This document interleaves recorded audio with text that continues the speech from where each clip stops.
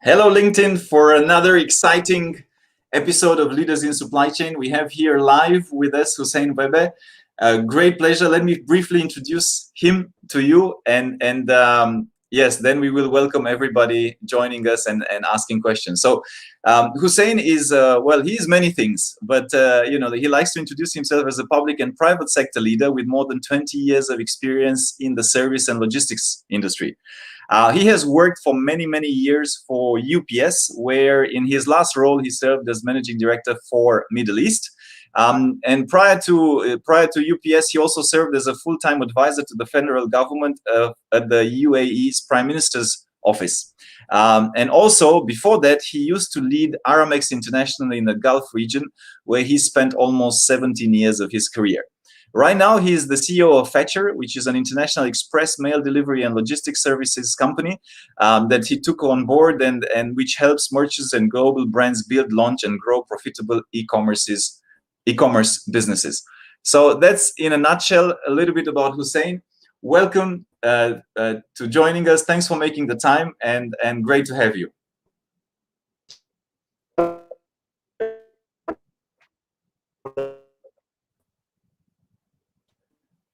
I think there's a slight interruption. So I think Hussein can hear us. It's just that it seems that the internet went a little bit blur. So let me just quickly pull my technical skills here, and hopefully it works, because sometimes LinkedIn is great, but it doesn't operate always flawlessly. So let's hopefully see. Yeah, I think Hussein, you're with us? I can hear you, yes. Okay, there you go. Technology, friend and foe. So Hussein, glad to have you. Maybe tell us a little bit about yourself. I did a brief intro, but walk us through your career a little bit. Well, myself, I'm just a normal person who had a very exciting career, like everybody. Graduated from college. Second day after my graduation, I went to work, and I didn't really start on a managerial level and never in the office. I started on the ground, rolled my sleeves, carrying packages, taking packages from ground floor to first floor, doing coding for airways. It was a long time back in Lebanon when I started with Aramex. That was my base. I had a great around 18 years experience in Aramex. It was a school, one of the best schools ever. And then I graduated from that school, and I joined the UAE government as an advisor to the Prime Minister's office. Again, I got a great experience in the public sector. I learned a lot there, had great knowledge and experience, had great people whom I connected with and great friends. And of course, I contributed. This is the most important thing for me. It wasn't a job, it was a contribution, as I would say. And after that, the private sector or the shipping industry tickled me to come back. This is where UPS spoke to me, and I had the privilege to join a global brand like UPS. I worked there for around 1 year. It was literally, I spent around 1 year there, but it was 10 years of experience. Because what I learned in UPS, you can never learn anywhere else in less than 10 years. So 1 year in UPS was for me as 10 years of knowledge. And then Fetchr opportunity came. For me, Fetchr was a great opportunity because I saw the real potential in this company. I saw an agile, an innovative company, a tech-based logistics player, which I haven't seen maybe previously in my previous jobs when it comes to technology. And the team is excellent. The proposition of this company is excellent as well. So I joined Fetchr, and we are now on a mission to take it to the next step. That's, in a nutshell, my career story. And of course, I keep learning. I did not learn anything yet. No, that's and I think you're living proof of that. And like I was sharing offline, and I will share this online now as well, right? So for me, Hussein is a great role model, and I mean, I think, and I would encourage everybody watching this or who will watch this to follow him on LinkedIn, because in terms of sharing his knowledge, I think he's one of a kind, very selfless, and you can get that 10 years of experience that he got in the 1 year of UPS by reading one of his posts in 1 minute. So there you go. There's a shortcut. I mean, if only we can get knowledge only by reading, but it's a good start, right? So I do encourage everybody to follow Hussein because he shares some really good gems and very authentic angle to it. Maybe staying with that. So let's stay with that. Let's keep this fluid. So staying a little bit with your social media, right? Because you're, like I said, you're one of a kind. You share almost, you actually share daily, right? And you share, from your personal stories to corporate examples to great lessons that you have learned. What triggered you to be active and almost like why? Because you're quite unique. There's so many CEOs out there and hardly any of them are properly active, right? So they might be active of sharing their corporate brochure or some sales pitch, but not like you do, right? In a very authentic and human nature. So tell us maybe a little bit about what drives that. Well, Radu, there's a story. When I started in LinkedIn during my early days, and my first job, I started, believe it or not, writing quotes. Every day, I used to come up with a quote myself and then put my signature. People started to laugh at me at that time. Who do you think you are to have your own logo, you have your own name, doing quotes? You're not Shakespeare. I was really having a lot of rejection, and few people really encouraged that. So I really listened to the 10% of the people who were encouraging that, and I gave my deaf ear to the 90% who were against that. And I'm not talking within the company, but family and friends, and of course colleagues at work. And people reject this for different reasons, very well. That's a human nature. So consistency allowed me to continue. And the more I continued, these quotes were genuine. I mean, I never took a quote from Google and then put my name on that. You have to be authentic, as we said, and genuine. Otherwise, you will lose credibility forever. So I continued with those. And then I saw that there was a good acceptance for the content that I was sharing every single day. A lot of people used to call me in different companies, Mr. LinkedIn, or some people, where's Hussein? Oh, you will find him on LinkedIn. 90% is it's a positive thing, and 10% people thought that I was wasting time on LinkedIn. In fact, there is no way on earth you can waste time on LinkedIn. If you want to invest in your time, you have to be socially active, especially as an executive and as a CEO. Because with one post, with one word even, you can reach millions of people whom you cannot reach while sitting behind an Excel sheet. Let's be very realistic here. So I continued persistency. I created my own content. I create my own content. There is no PR agency. There is nobody ever who will create whatever I write. And I do it every single day. Believe it or not, as I always said, it takes me 10 or 15 minutes to prepare any written post. Not more than that, because these are the things that come up spontaneously. I don't plan for them. And then I prepare that post at night. Next day, between 9 or 12, I throw that post and share it with everybody. This is regarding the content. Videos, same thing. I do the videos during my free hours, one video every week. I talk to people. I like to engage with people. Being social is really a passion, and this will never stop whatsoever. And maybe tell us, because I think, again, there's a lesson in there. Tell us some of the implications, and implications, or I don't know if implication is the word. It should be positive, right? But karma, right? What goes around comes around. And I know that you were traveling somewhere and then you got somebody recognizing you. Or tell us a little bit what you also get, right? I mean, if for lack of a better word, right? Of course. If I show you my inbox, my email on LinkedIn, if you read the messages, of course, you have different types of messages. Some of them are people looking for opportunities. I really can't respond to all. I try my best to respond to most of them. I miss a lot of them. I feel bad for that, but some of them are job requirements, some of them are partners and suppliers, and many others are people giving you feedback. They give you feedback about the content, some positive, some needs improvement, and you listen to all.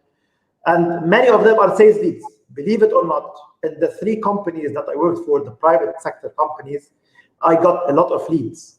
Because when you are, as the CEO of the company, you are loudly authentic, you have cut 90% of the due diligence that any organization will need to do on your company, because they know you. You represent the organization. If they know you, if they follow you. I have a lot of people, by the way, say our salespeople, they come and tell me they went to a client And the client said, we know your boss, we follow your boss, so we trust you, or we trust the brand. And they know that wherever I even spoke about service, because I'm very, very much, I expect a lot when it comes to service perfection, although you can never reach that. But this brings the confidence in the brand that you represent. And there's no harm for any executive to be as loud and proud about their brand, about their organization, because as I told you, it will bring the trust for customers and partners to work with them no matter what happens. Secondly, funnily, I had a couple of incidents, and I'll tell you a funny story, personal story. Today, when I'm with my kids in the mall, I joke with my kids a lot. I'm a different person, maybe behind the scenes. So when I do, I become a bit childish with my kids and play with them. And my daughter always tells me, Papi, take care. Somebody may see you from LinkedIn, because it happened 2 times. It happened 2 times, one of them in one of the Emirates. And I'm sure maybe one of the guys is watching this. I saw him on an escalator. I was just, being very childish with my daughter. And then somebody told me, are you Hussein? I was putting a mask. I said, yes, who are you? He introduced himself and he said, I follow you on LinkedIn. How did you know me? I was almost covering half of my face. He said, I knew you from your voice, because I watch your videos. So it happened once, and believe it or not, it happened another time. So twice when I was with my children. It was a funny story, but I think this is good, because when you are a bit socially active, this will allow people to connect with you even offline. We are not influencers, we are not actors, we are not famous, we are just simple people sharing our knowledge, being authentic, and we don't really expect anything as a return from that other than having more connections and friends and partners. No, absolutely. And I'll resonate, right? I mean, it has happened once or twice to me, and well, okay, I'm going to put my hand up and I say it made me feel like a superstar at that point. And then my second thought was exactly like you. Okay, I cannot fool around, which I still do, right? Because it's just our nature. And then being authentic, I think it's important that that part with playfulness. And that's another topic, right? I think we should play a little bit more and be a little bit more fun at work than we are. Sometimes it's too serious, right? So to that point of, we should not have a persona, and I don't think you have either, right? Where, it's one persona in the office and a totally different persona at home. Like I think the best people are the ones that are managing somehow to juggle, right? All these different balls and keep it, keep it in the air. Sometimes they drop, right? But it's okay. So, and to the point with clients, right?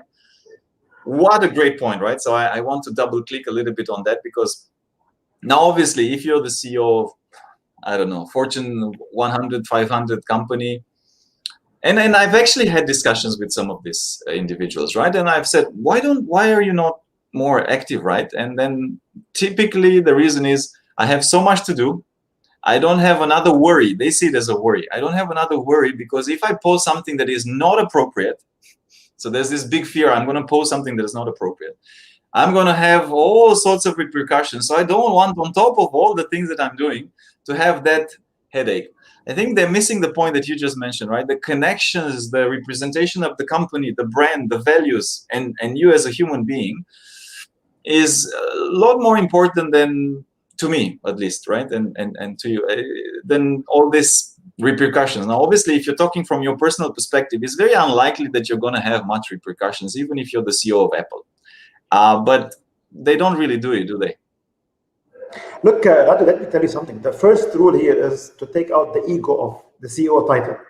The moment you take out, by the way, today, if tomorrow I go and become a CEO of a Fortune 500, I will still be loud and proud about the brand, publicly and socially. And look, if I ever tell you, even if I manage 50,000 people, that I don't have time, I'll be, bluffing myself. Because it's not a matter of having time, it's a matter of finding time for what really matters, and being socially active and connecting with people and attracting business and attracting partners and keeping everybody updated is one of the roles of the CEO. The role of the CEO is never only behind, as I said, behind the screen, seeing reports, questioning people. You have to be in the field, and the field today is social media. Literally, it's the virtual field which we are all active in, and it brings a lot of value to the brand. It brings a lot of value to your company and to your business as well. Set aside your personal brand, which you are building silently without maybe having the intention to do that. But of course, your personal brand gets built in parallel of enhancing your corporate brand. And this is where magic and perfection happens. And I can guarantee that, and you can challenge me for this. No, 100%. So we're getting some questions. I will, as always, encourage people to comment your question in the comments on LinkedIn. We'll address it to Hussein. Maybe let's talk a little bit about Fetchr as well, right? And let's tell us a little bit about what you're building, what you're developing there, and a little bit about the company as well. Look, Fetchr is a beautiful story. It was established in 2012. It was a tech-enabled logistics company. It was established out of Dubai. The founders did a great job in building the company here and disrupting the industry. When they came to the industry, I was still working in other companies, and I was afraid of this company. It was the cool, disruptive, agile company, and brought a technology which it was still rare at that time. And it grew to a certain situation. Then we took over, and we are rebounding the company again recently as a new team, but not a totally new team. Basically, maybe a small portion of the team is new, and the old team, especially the heroes on the ground and in the field and at mid-level, are still here, and we are capitalizing on what was done before. So today, Fetchr is coming. When I say to disrupt the industry, it already started disrupting the industry a long time back through its AI and machine learning and the advanced tech that's changing the traditional ways of delivering parcels and the last mile experience. And we are taking the company global now from a last mile operator into an end-to-end global operator that facilitates, enables e-commerce, supports B2C businesses across the world through two things and two main things: the best tech ever and the best people in the industry ever. By having the best tech and the best people, you can build the best unicorn in the world. That's it in a nutshell. It will take maybe a full episode to tell you about the great things in Fetchr, but this is in a nutshell. Absolutely. Well, here's a question that came in just to speak a little bit more from a, let's say, mindset, best practices, maybe top 2, top 1, top 3 tips of you as a CEO, right? So maybe let's expand a little bit on that to answer Sushil. Look, being a CEO is, again, as I always say, it's not a title, it's the actions of the CEO. CEO is the chief everything officer. When I say chief everything officer, it doesn't mean that you have to micromanage or do everything, but you have to have skills almost in everything. You cannot be skilled in one area. You have to be customer centric. You have to be commercially focused. You have to be financially strong in terms of the knowledge. You have to be people oriented. You have to be socially active. So I think all these ingredients today make the new generation of CEOs. And of course, accountability and having the courage to be responsible for whatever happens in your organization. And there's always something that people ask me. They tell me, what if you go and manage a company which is having 1 million people? How will you deploy what you are saying today on social media between improving the culture? There will be a lot of politics. I tell them clearly, and this I will always say this. If you are the CEO and you encourage, before enforcing, encourage a perfect culture in the organization, then there's no way this is debatable. Anything else is negotiable, but when you want to provide or build the best company in the world, you don't negotiate on that. You don't allow politics or people to stop you from that. You can take different points of view, suggestions, but the base is we want to make it, let's make it, and let everybody suggest how to make it. This is what I think, because I hear from a lot of people saying a lot of politics, CEOs suffer from the politics, from the team around them. No, you shouldn't. You are a CEO, you are accountable by the board to deliver something, to make things happen. The challenge is how much you are courageous and, of course, inspiring and motivating to have things happening. We're not talking about the cutthroat leadership here. We're talking about a leadership that motivates people to really align with you as the CEO. Then you will have the best working environment ever. These are the things that I think from a modern CEO perspective. No, absolutely, and I mean it's really fundamentals. I mean it's funny. I mean also for us from when we do searches, right, on the headhunting and executive search, and then people sometimes ask us what are some of the key criteria for executives, key criteria that companies need in the CEO or in their board members and whatnot, usually it's fairly is the fundamentals that are key, right? It's not the, oh, he needs to know AI and blockchain and whatever other buzzword and whatnot, right? I mean, no, like it's not typically that, right? So, but a lot of times we get lost in this search for the next buzz thing, for the next cool thing, for the next cool tech, for the next whatever it is, right?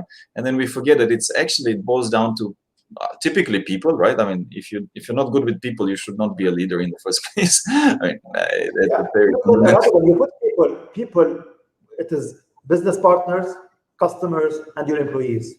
If you focus on those three as a CEO, you will have perfection. And as a CEO, your strength is not doing things yourself and taking the credit. It's your real strength as a leader is making things happen through your people, getting the best out of your people so that they can deliver. That's the way I see it. You should not really take that credit and go to the board and say, I've done that. The team has done that, and you are a great leader. And your success, by the way, when your people deliver. It's not what you personally do. It's what your team does. And then everybody will be benefiting really from the fruits of this collaborative effort. We're getting a few questions, and I'd like to, obviously, on the topic of e-commerce, right, and what you guys are facilitating. It's quite a shift, right? So one big, huge shift that has happened with COVID is that it's, boomed through the sky in a very fast time. That it was accelerated. Another big shift, obviously, the generations, across generations now, people are shopping online, right? Because, well, you have no choice really, and even if you're in your 80s now, you have to, or you had to at some point during the lockdowns and whatnot, you had to get used to that. So that again accelerated the trends. What do you see for the next 3 to 5 years, right? What kind of shifts will you see also in the, omni-channel? What will malls become like, right? So I'm only fools make predictions. So, I'm a fool. I'm asking you. So, what are some of the big picture things that you see happening in the next 3 to 5 years from an e-commerce and also last mile distribution perspective? Look, I'll be very realistic with you from an industry perspective.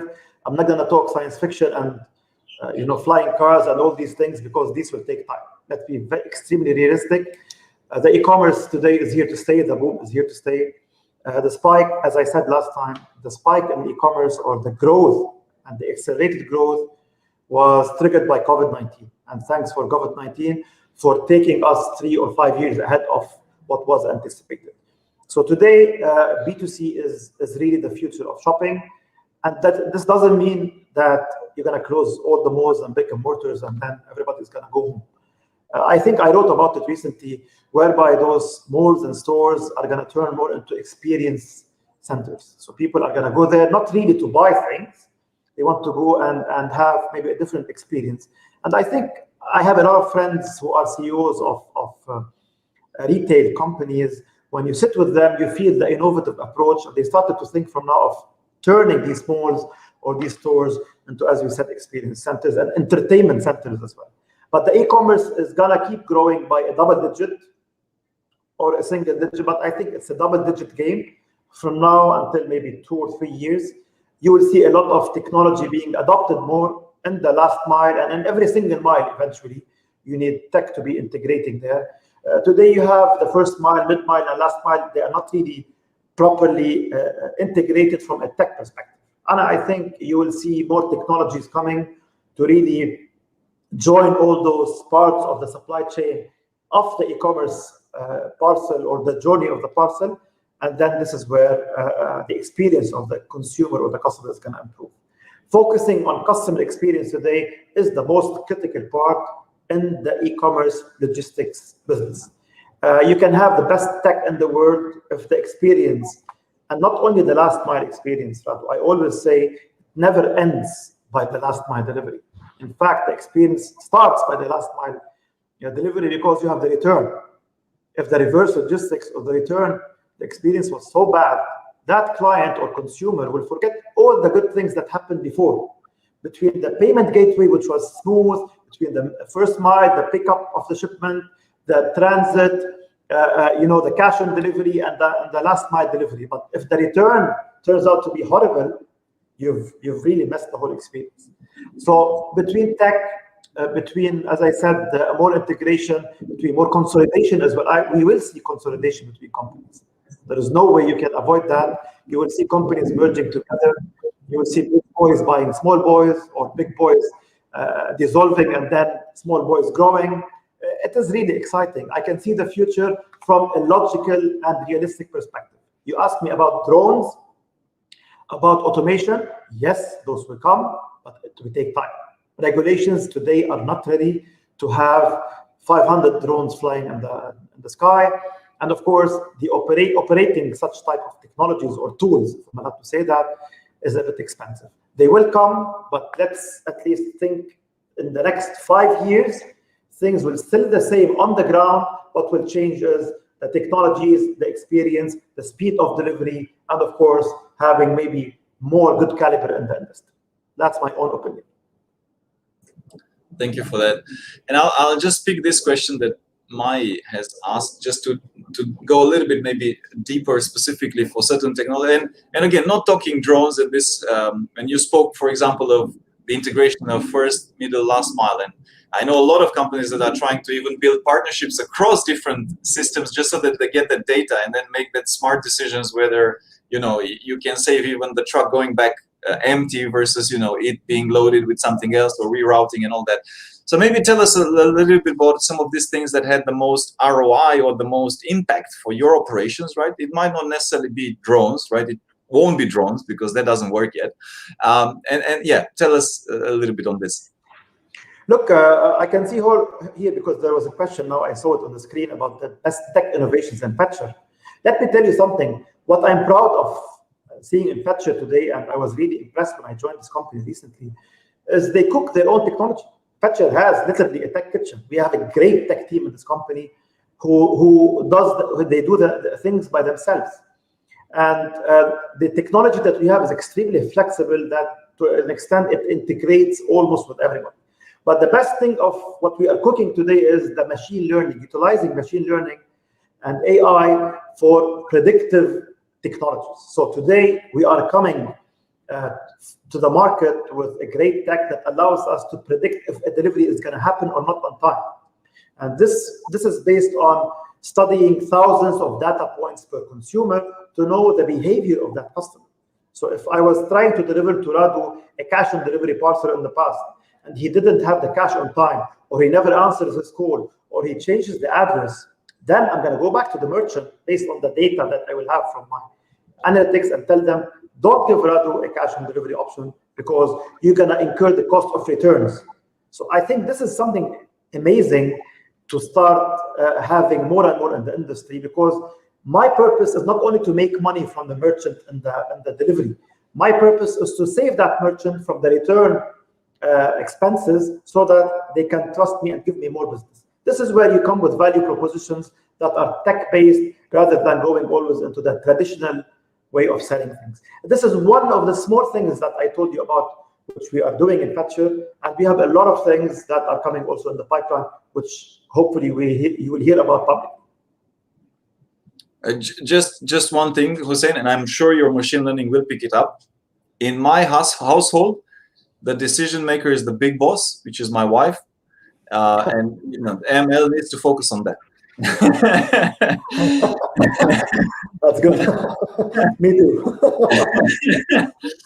Another good question. Jonathan Pierce is asking, is there a contradiction today between e-commerce delivery and sustainability, carbon footprint, traffic? I mean, obviously we have a lot of waste. I think, even the boxes, and I mean, there's some significant problems that there are some startups that are trying to fix. But over to you, Hussein. What's your take? That's a very good question, Jonathan, and I agree totally with you.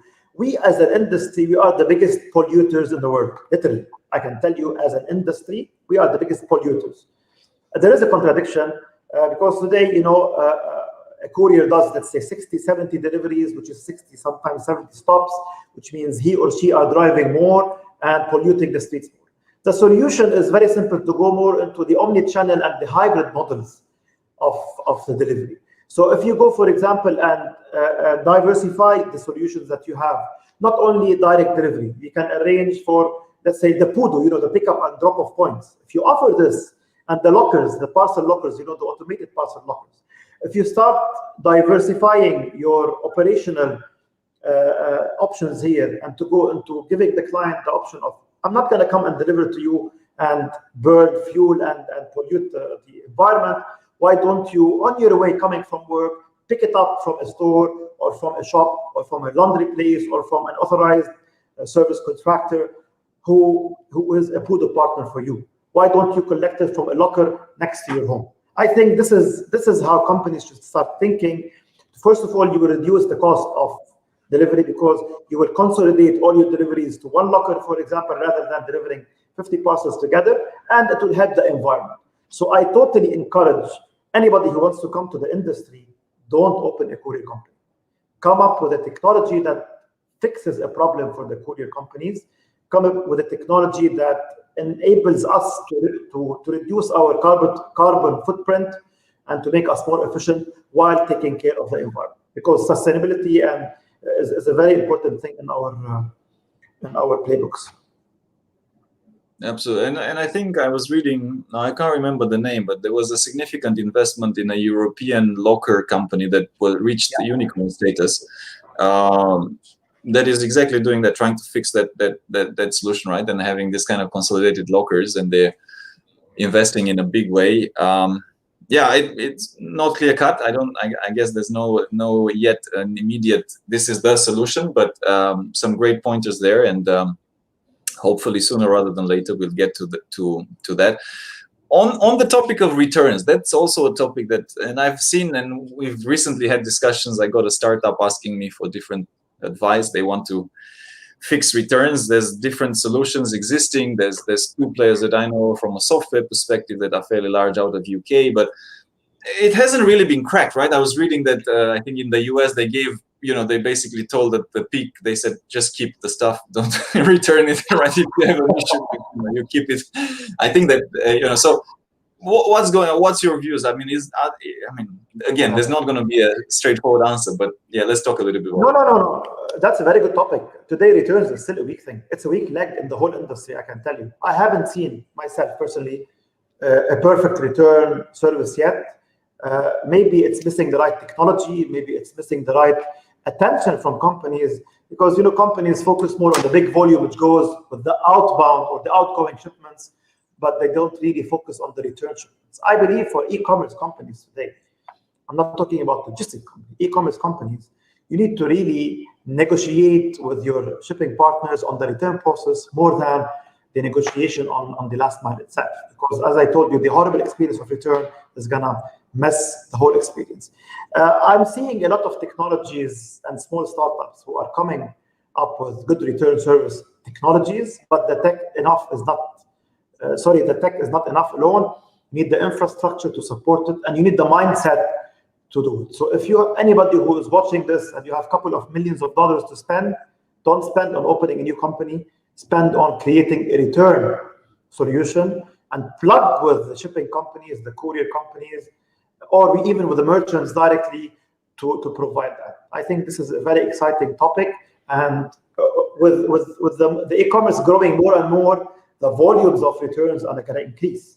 And with the consumer behavior, and they change their mind every single 5 minutes as well, you will have a lot of people who will not like the item, and you have a lot of merchants who are offering free returns. The moment you offer free returns, you have to be ready to have a solid return process. You just cannot offer it to attract people to buy from you, but you don't care about the experience of the return of the parcels. You offer free return, make sure to invest with your courier company on having a solid return process. Absolutely. I mean, I remember this was a while ago. This was 2-3 years ago, but it was kind of ironic. So the person was the CEO of a large e-commerce platform, which I'm not going to name. And then he told me, like, look, this is how I bought my last suit, Radu. So I ordered 5 at home. I tried all of them. I liked 2, and then I sent 3 back. And I was thinking, gosh, whilst I understand from a convenience perspective, right? But I'm just thinking, like, wow, is that really sustainability aside, right? Because that is not the sustainable way. But I'm just thinking, like, also for the merchant, right? I mean, is that really a way in which they make sustainable revenue? Because you look at the cost of returns is, as you know, is a lot of times much more than the cost of the actual delivery. So like, 100%. yeah. So, Look, the way I see it, honestly, I just throwing an idea. Maybe crowdsourcing returns is very important. If you are in a country where crowdsourcing is allowed, you have thousands of people driving across your neighborhood. So maybe you can just make a technology, do a crowdsourcing platform, onboard people. So you may have somebody passing next to your home who's already on the platform of a certain company, and within 2 minutes they will pick up the parcel and then drop it somewhere else. Of course, with a proper tech and integration. Maybe crowdsourcing returns can be a very good idea. It's not trademarked. Anybody can think of it. It's a free idea. But imagine you buy an item, you get the wrong item, and then you just want to return it with a click of a button on a certain app. You will see somebody coming in 2 minutes to you, like the Uber style.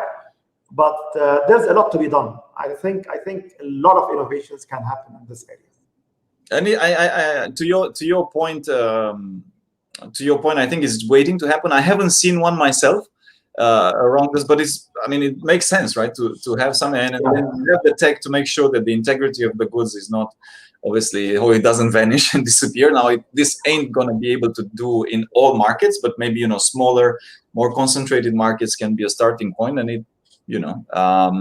it can definitely work. So yeah, if anybody hears this, ideas ultimately are great, but execution is key. So take it and run and let us know. Happy to support you with it. Also, what I wanted to touch upon, Hussein, with you, because you're an uncanny or a different, peculiar story, right? So you did corporate, then you did fast-growing corporate, right? Armex went like this. Then you did government, then UPS, which is another big global corporate, and now startup. How were these different jobs or careers or whatever you want to call them, right, different to one another, and what was same, maybe, right? Tell us a little bit, I guess, the experience, right? Because not everybody has a chance to move around like you did. Yeah, look, I consider myself a bit lucky because I worked in big corporates, I worked in government, and today I'm experiencing the startup. What I learned eventually is everything you learn in the big corporates, everything, and the good solid base that you get from there gives you the best opportunity to implement in small companies. Because in big companies, you are not always the ultimate decision maker, or even you don't have a close team who can decide together as a collaborative team. But in small companies, you can just make things move very quickly. The agility is there. If you have the right experience and the base and the knowledge, and you've burned your fingers, as I say, in big corporates, I think the best place to heal your fingers and deliver 10 times faster is in small companies. Of course, small companies, they have challenges, definitely a lot of challenges. Every single startup or small business will have a specific challenge. Some of them will have a cash flow challenge. Some of them you will have liquidity. Some of them you will have a get to market challenge, because the name is not very much known like the big names. However, the opportunities are always there as well. I think challenges in small companies, if you come from a big corporate, are nothing compared to the opportunities. I see today in Fetchr 20 opportunities and maybe half a challenge here. That's from my own perspective. Secondly, when you work in the government as well, you learn a lot of things. What really the government does for you, at least here, as per my experience in the UAE, they give you that mindset that you have to be the number one in everything. So it raises the bar of your personal expectations. And then you come back to the private sector and putting all the team under a specific target of, we have to be the number one in everything. I can tell you it's almost reaching perfection, although perfection is never achievable. But working in the government in the UAE will give you the mindset and really the approach of being the number one everything. And this is good from my own experience. And final question, I guess, or last, I have two. What are some principles? So when you make these transitions, right, and you've done it successfully, which is another thing that is not easy. And also when we place people, especially if that person has stayed with a certain company for a long, long time, moving to a different one, there's a huge uncertainty, and I mean, some people never do it, right? If they've stayed up to a point with a certain company, they will stay there. But secondly, there's certain principles to follow to make sure that you adapt, right? And then you kind of almost forget what you were used to and go into the new reality. So what worked for you, right? Are there certain, if you were to distill one or two principles, right, in terms of making these transitions, private, public, startup, what is key? Look, my personal experience was I was taking the best practices.